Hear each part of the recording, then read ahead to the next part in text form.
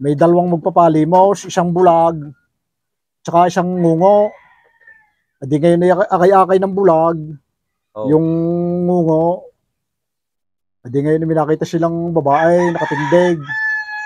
Adi lumapit silang gayang akay-akay ng bulag. Ikinakalbit yung kamay at sinasahod na gayan.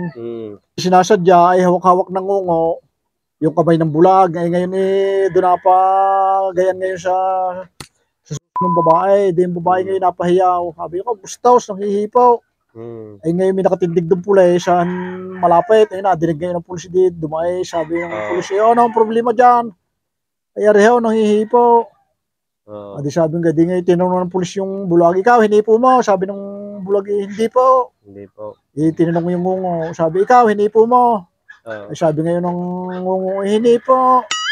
Inulit uli, hinipo mo. Sabi ng ngungo, sumagot uli, hindi po. Ay di ngayon ang pinusasan nga yung ngungo. Sabi, hinipo daw